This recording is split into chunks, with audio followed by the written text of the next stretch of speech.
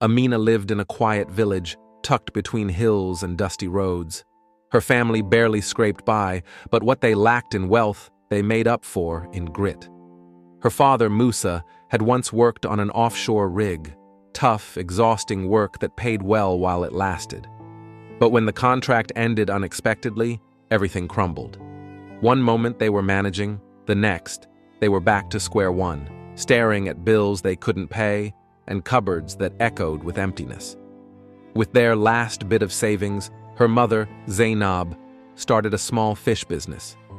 She'd wake before dawn, hoping the catch would sell, but the market was cruel and unpredictable. Some days she returned with more fish than she left with, unsold, stinking, and useless. Meanwhile, Musa, once a proud oil man, wandered the village in search of any job. He found himself sweating under the sun on strangers' farmlands, lifting heavy hoes for a wage that couldn't even buy breakfast. Food became a luxury, not a guarantee. There were nights when hunger kept them awake, and days when their stomachs growled louder than their voices. Yet, no matter how hard things got, Musa never compromised on one thing: education. "Money finishes," he would mutter while patching his torn shirt. "But what's inside your head, nobody can steal it." Even when Amina's sandals tore apart, or when her brother Malik wore the same shirt for weeks, they never missed school. Amina, determined and wide-eyed, pushed herself hard. Her notebooks were stained and worn, her pencils tiny and bitten at the ends, but her focus never wavered. Hunger twisted in her belly, but her dreams burned brighter. Poverty may have stolen her comfort, but it couldn't touch her determination. One day, everything changed. After years of burying herself in books, hustling through hunger, and waking before the sun, Amina's hard work finally bore fruit. She had applied to countless programs, but it was the MTN scholarship that came through. Her lifeline out of poverty. It felt like a miracle. The day the acceptance letter arrived, her father wept openly for the first time in years. That scholarship was more than money. It was hope. It was escape. She left the village with nothing but a metal box, a few clothes, and dreams that felt too big for her small frame. At university, she poured herself into her studies like her life depended on it, because it did. And after years of burning the midnight candle, Amina graduated with top results. It was supposed to be the beginning of something beautiful. But life, as always, had other plans. Graduation didn't come with job offers. There was no congratulatory call from a company, no uncle in high places to pull strings. Despite her excellent results and prestigious scholarship, she remained jobless. Months turned into years. She knocked on every door, submitted her CV to every vacancy she could find. No one was hiring, at least not someone like her. No connections, no godfather, just a girl from a poor background with nothing but determination. Eventually, she found work as a cashier at a small company tucked in the corner of the city. It was far from what she studied for, far from her dreams, but she clung to it like a drowning woman to driftwood. At least now she could send something back home, help her parents afford medicine and food. Still, it felt like her hard-earned degree had been reduced to nothing more than wall decoration. She tried to stay strong, but the struggle never ended. Her background followed her like a shadow. Every time a man approached her, smiled, and showed interest, it would end the same way. They always wanted to know where she came from, what her family did. And when she answered, their faces would shift. The light in their eyes would dim. They'd pull away, one after the other. No one wanted to marry the girl who had once slept in an abandoned shed. No one wanted to build a home with someone who had no inheritance, no name, no class. She told herself love would find her when it was time. But each rejection felt like another stone pressing down on her chest. It wasn't just her. Malik, her brother, went through the same torment. Despite being gentle, loyal, and hard-working, women wouldn't give him a chance. They smiled at first, but the moment they realized he had no car, no land, no pedigree, they turned cold. "I can't suffer with you," one of them had said bluntly. Malik didn't argue. He just stopped trying after a while. Amina watched the light slowly drain from his eyes. He who once dreamed of becoming an engineer now barely spoke. She couldn't bear it. They had both come so far. They had worked so hard. But it always felt like they were cursed, doomed to struggle no matter how much they tried. Their certificates were excellent, but they couldn't open doors. Their efforts were relentless, but they led to dead ends. And every single day they cried in silence, questioning why life seemed determined to remind them of where they came from, and why it refused to let them forget. One quiet evening, Amina received a call from home that unsettled her more than usual. Her mother's voice sounded almost too cheerful, forced laughter hiding something deeper. "Just come home," she had said. "There's good news waiting." When she stepped into their tiny home the next day, she didn't expect to find it packed with sacks of rice, maize, and cartons of provisions stacked in corners like a festive donation.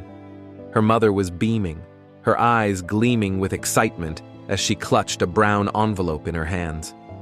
Her father stood beside her, arms folded, expression grave. "Amina, sit," he said, his tone too serious for comfort. She obeyed slowly, her eyes darting between them.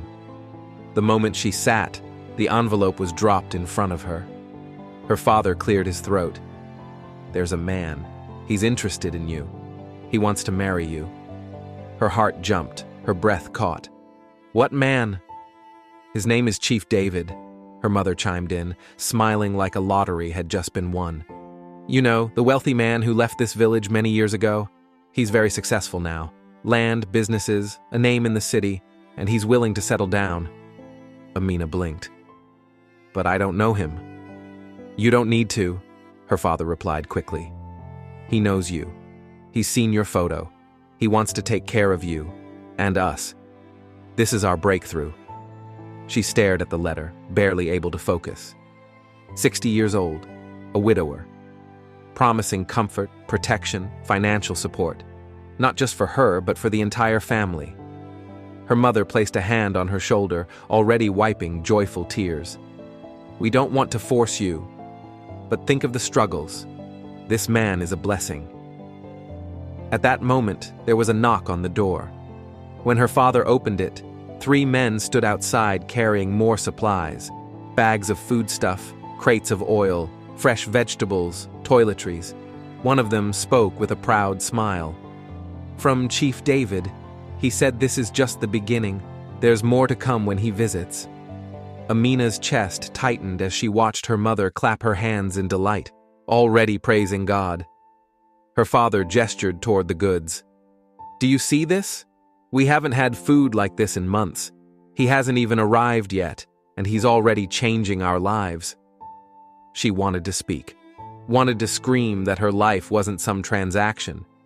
But in that moment, staring at her parents, one beaming with hope, the other reasoning with survival, she realized something chilling. They had already made up their minds.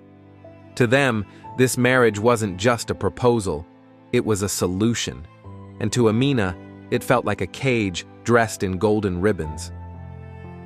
A few days later, Amina sat curled on her small mattress, the dim glow of the lantern casting long shadows on the cracked wall beside her. Her eyes stung.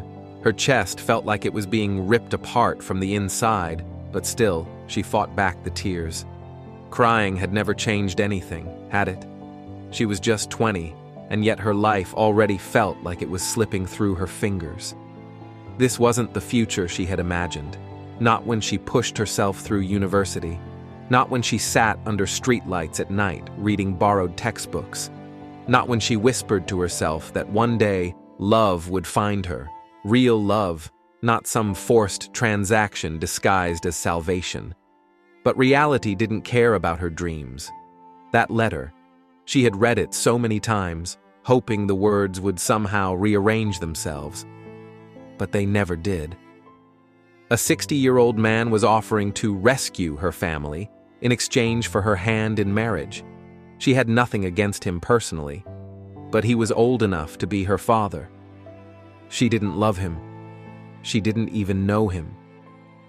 Her hands trembled as she stared at the walls, remembering what she had heard the day before. She had been walking past the kitchen when she heard her parents' hushed voices. Her mother had broken down, her voice low but trembling. Fibroids, severe. The doctor had said she needed surgery, and soon. Her father had tried to soothe her, but even in his voice, there was no light, just exhaustion, just defeat. That was when it all clicked. The sudden joy, the urgency, the way her mother had clung to that brown envelope like it was the answer to their prayers. It wasn't just poverty they were fighting anymore. It was survival. And still, no one had asked what she wanted. No one cared that she had dreams of her own, that she wanted to love and be loved, that she had pictured a wedding day filled with laughter and butterflies, not obligations and a man old enough to speak of youth in past tense. The weight of their silence, their desperation, it crushed her. Amina pressed a palm over her mouth to muffle the sob that escaped her throat. It wasn't fair. She had done everything right. She worked hard. She never gave up. But in the end, none of it mattered. The world didn't care how good her grades were or how bright her spirit had once been. She was still poor, still powerless. She wiped her face and stood up. Slowly, she walked toward the small wooden table where her parents sat, waiting for her answer. Her father's eyes were dull, sunken. Her mother looked up with a hopeful smile that barely covered the pain. Amina took a deep breath, her voice trembling.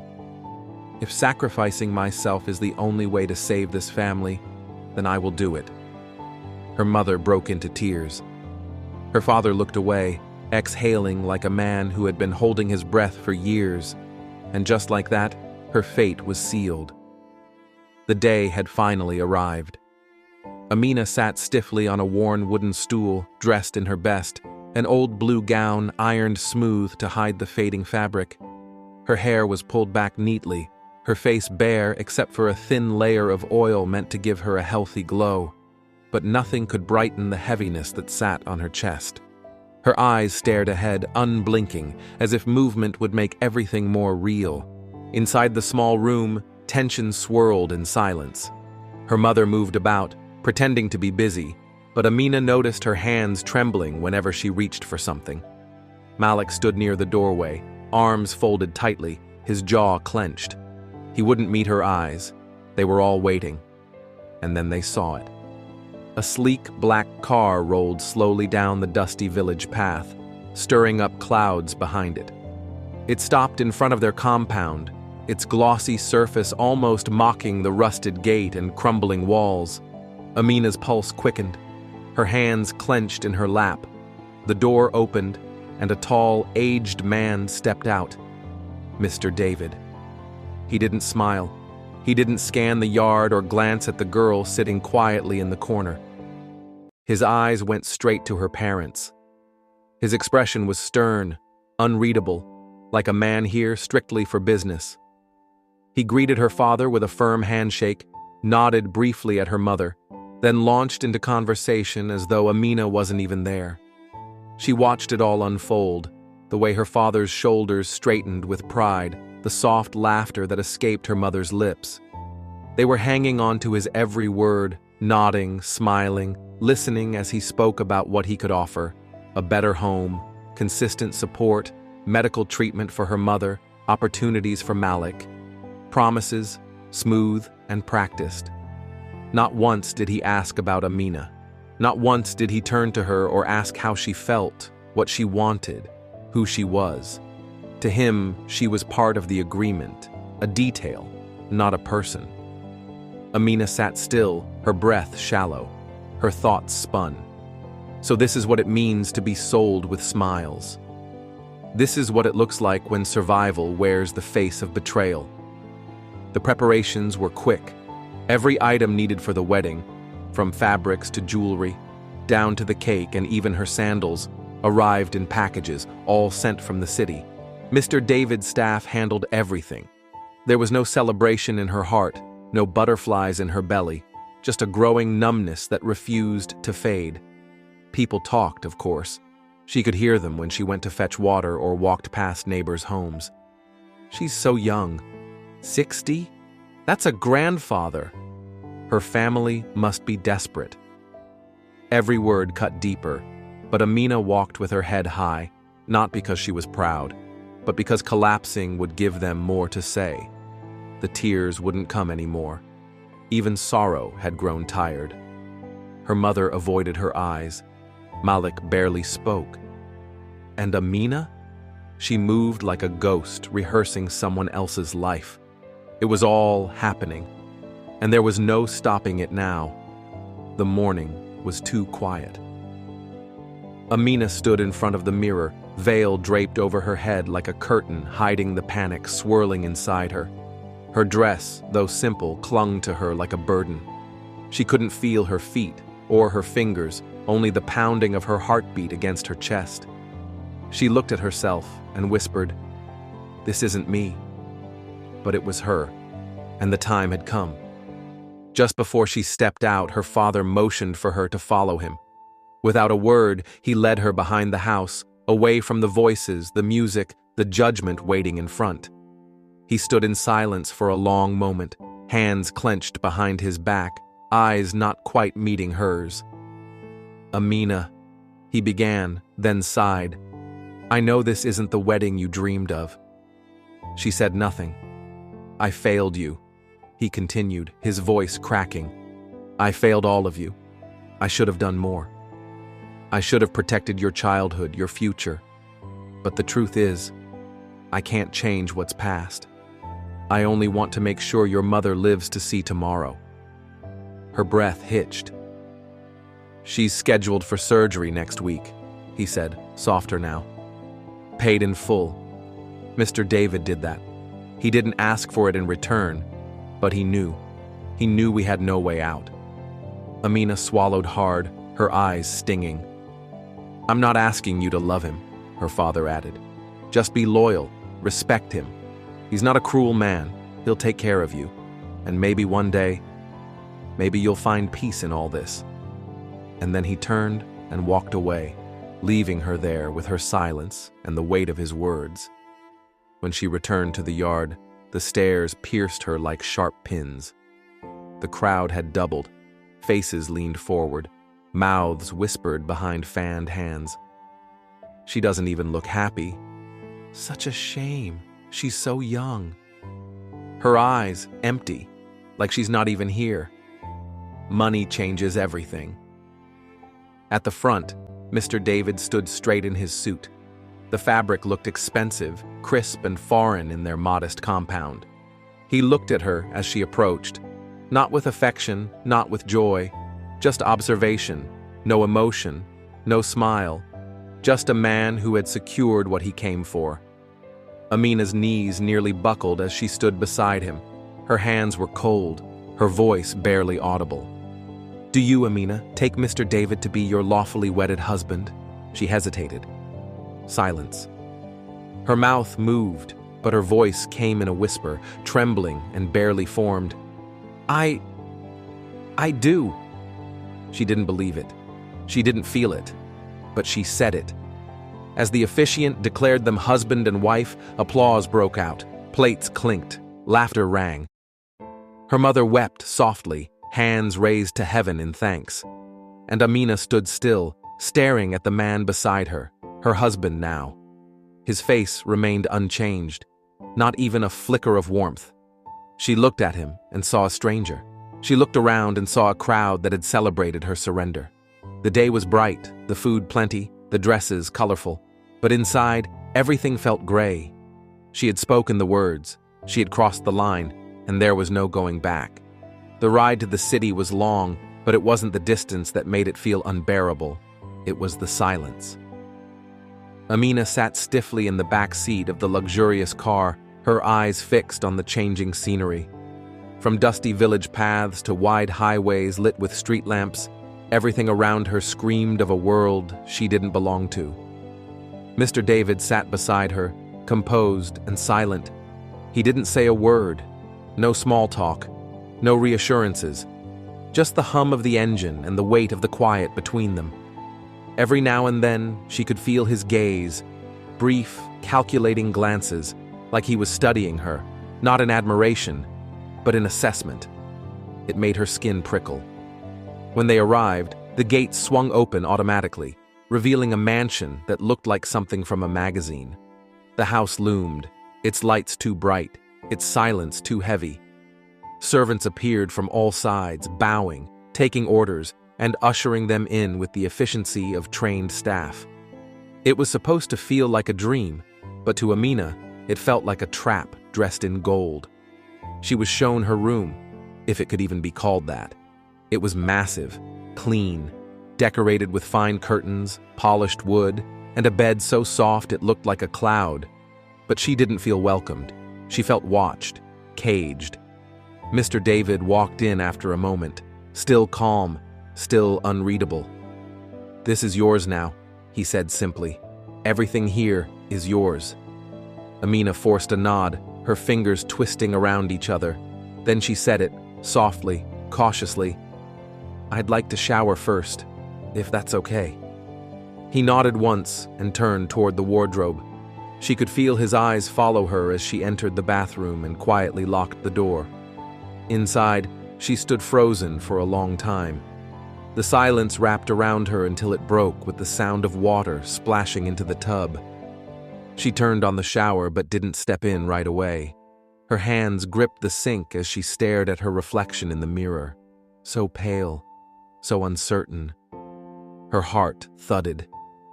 Was she really ready for this? Was this her life now? Was she supposed to crawl into that bed with a man she didn't know and give him everything? Tears finally came. She sobbed quietly, pressing her hand over her mouth so no one would hear. She had never been with a man before. The thought of it terrified her. And yet, here she was, alone in a stranger's bathroom, trying to decide whether to come out or stay hidden forever. She washed her face, took a deep breath, and when she felt her legs could carry her again, she stepped out of the bathroom, but froze. Sitting calmly in the room, right on the edge of the bed, was not Mr. David. It was someone else, a younger man, dressed in black, his back to her. He turned slowly, and Amina's blood ran cold. Amina froze the moment she stepped out of the bathroom. There, sitting calmly on the edge of the bed where she had last seen Mr. David, was a man she didn't recognize. Young, strikingly handsome, broad-shouldered. His chest stretched beneath a fitted black shirt, the collar slightly open, revealing a glimpse of firm skin underneath. His hair was still wet, slicked back, and his gaze was focused entirely on her. Her breath caught in her throat. "What are you doing here?" she gasped, stumbling backward, clutching the towel wrapped around her. "Who are you? Where is my husband?"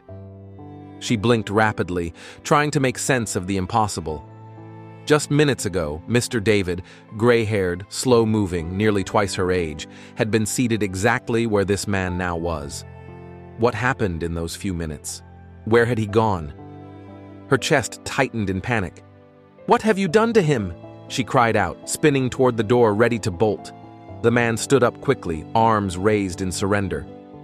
"Please, Amina, wait," he said, his voice gentle. "Just listen." She darted toward the door, but he stepped in her way, not forcefully, just enough to block her. "I don't know you," she shouted, her voice cracking. "Why are you in this room? Where is Mr. David?" "It's me," he said softly. She froze again.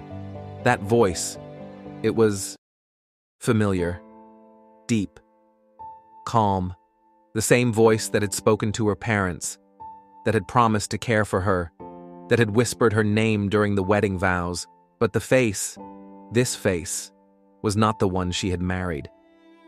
No, this isn't real," she muttered, shaking her head. He took a slow step toward her. "I know this is hard, but please, just look at me, listen to me." Before she could retreat further, he reached out and gently cupped her cheek. Amina flinched. His touch was warm, comforting, but she was too overwhelmed. He leaned in, brushing his lips softly against hers, uninvited, uncertain. Her reaction was instant. Slap. The sound echoed through the room. "Don't touch me!" she cried, eyes brimming with fury and confusion. "Where is my husband?" He rubbed his jaw, not angry, just pained. "Amina, I am your husband." She stared at him, her whole world spinning. "My husband is an old man.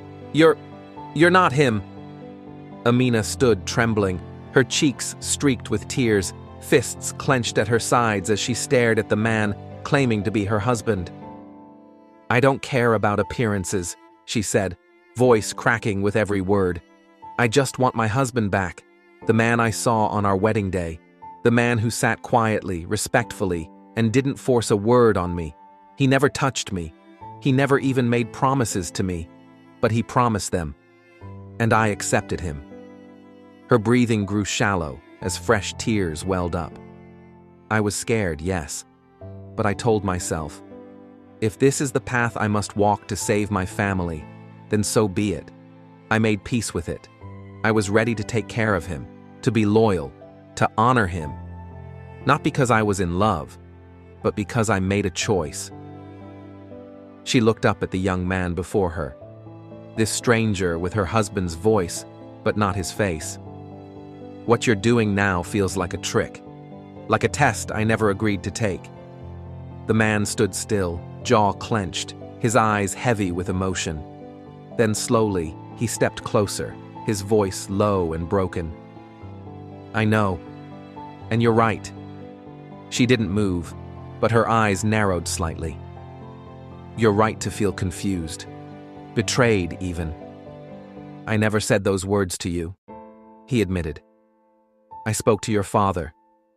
I assured your mother. I promised them comfort, and I stayed silent with you because I wanted to see who you were without persuasion, without pretense." Amina's heart raced. "I've lived a life most people only dream of, the houses, the power, the money, but I've also been lied to, used, discarded by women who saw my wealth and nothing else." His hands dropped to his sides, as though finally tired of carrying the weight he'd been hiding. "I wanted something real, something untouched by all the noise, so I used the only tool I had left: silence, disguise, distance. I became someone I'm not, just to see if someone like you could still look past it all." His voice shook now. "I heard about you. The girl who gave her last meal to a beggar, the daughter who sold her phone to buy her mother medicine, the sister who encouraged her brother to keep trying even when life kept slamming doors in his face." He stepped even closer but still gave her space, his eyes locking onto hers. "And I thought, if there was ever a woman whose heart I could trust, it would be you." Amina's lips trembled. "I wasn't supposed to feel anything," he continued, "but the way you carried yourself, the way you didn't complain, didn't beg, didn't even ask why, you were just good, and I hadn't seen that in so long. Not in this world, not in my world." She looked away, a single tear slipping down her cheek. "I'm not here to ask you to forgive the deception," he said gently. "I just needed you to know the truth, that all I wanted was to be loved, not for what I own, but for who I am. And I think, deep down, I was hoping that person could be you." Amina stood silent, every breath tight, every thought tangled. Her mind was spinning, but her heart, for the first time since the wedding, began to stir with something else: confusion, pain, and something dangerously close to understanding. Amina's chest rose and fell rapidly, her eyes never leaving his. Everything about him was still unfamiliar: his face, his youth. But his voice, it carried something hauntingly familiar. Then he spoke, softly, almost as if trying to guide her memory back to where it all began. "Do you remember a man at the ATM? An older man, dressed modestly?" he asked. Her brows furrowed as she searched her mind. "You had just finished work. You went there to withdraw your last money. It was getting late, the queue was long, and when it was finally his turn, his card kept declining. Insufficient funds. Amina blinked. The memory began to stir. He looked so embarrassed, frustrated, the man continued, watching her closely. People behind him were shouting, rushing him. He didn't even know what to do next. And then, you stepped forward. Her breath hitched. You offered him money, he said gently. Even though it was all you had. He told you he would pay you back. You smiled and said he shouldn't worry. That sometimes helping someone is more important than holding on to your last cash. The memory hit her like a wave. It was true. That evening was etched deep in her past. She had just withdrawn the last few notes left in her account. She didn't even know how she would manage the rest of the week. But something in the man's eyes, the helplessness, the shame, made her act without thinking. She gave him some of her money, told him to get food, and refused to take anything in return. That simple encounter led to brief, gentle conversations in the days that followed. He would pass by her kiosk sometimes, and she'd offer him a chair, sometimes tea, sometimes food. She thought of him as a kind old man who reminded her of her father. She never asked questions, never pried. Eventually, she had to leave the city and return to the village. Life had moved on. Now, standing before her, the young man looked straight into her soul. That man was my grandfather. Amina's knees nearly gave way. He stepped forward slowly, his voice low with emotion. He never stopped talking about you. He told me he had met someone rare, someone with a pure heart, who gave even when she had nothing. He called you a blessing, an angel. He made me promise that if I ever found you again, I should not let you go. She stared at him, stunned. But I didn't listen. Not at first, he said, the honesty in his voice striking. I've met many women, Amina. Some were beautiful, most were clever, but none had the kind of heart he described. I had stopped believing people like you still existed. He paused, a shadow crossing his expression. I doubted. I ignored him. Until one day, when he showed me your picture, and I realized he had done a background check, not to judge, but to understand. He knew your story, your sacrifices, your pain, the weight you carried for your family. Amina was silent, lips slightly parted in shock. He begged me, he said softly.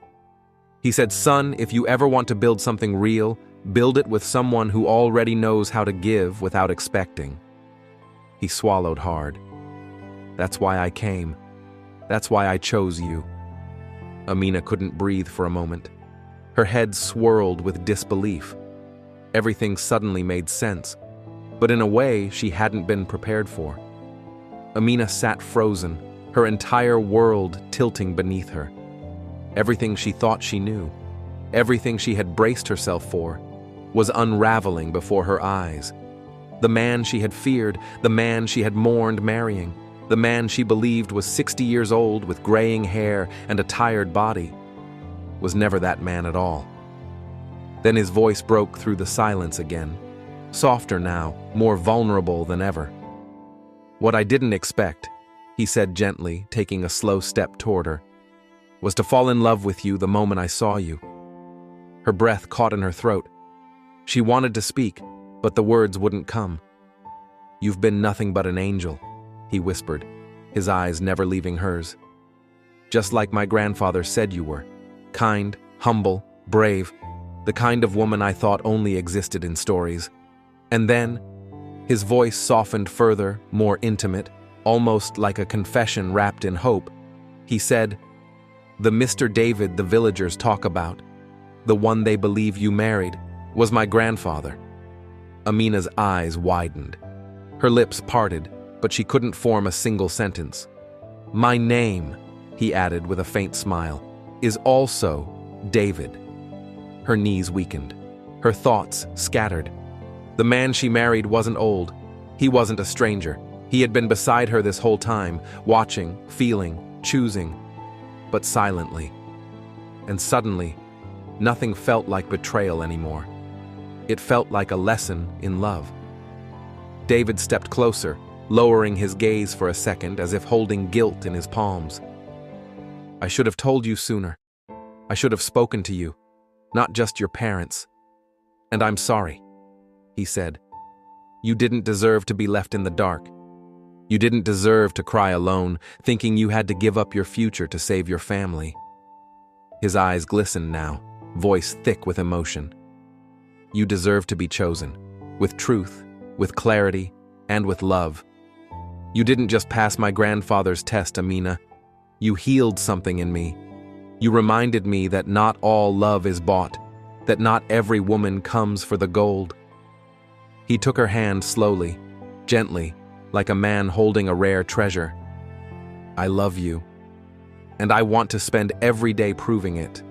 Not as an old man hiding behind wrinkles, not as a billionaire trying to test loyalty, but as myself. Just a man who fell for a woman who gave her last naira to a stranger at an ATM." Amina's lips trembled. Her eyes filled again, not with fear, but with something warmer, deeper. She didn't say a word. She simply moved forward into his arms. And as he held her tightly, whispering promises of honesty, laughter, and a life they would build from the ground up, she finally felt it. Peace. Love. Unexpected, but real. The kind that doesn't begin with a kiss, or a mansion, or money, but with sacrifice and second chances. Because sometimes, the man you feared marrying turns out to be the one who knew your heart best. Subscribe, like, and comment if you believe real love can begin where expectations end.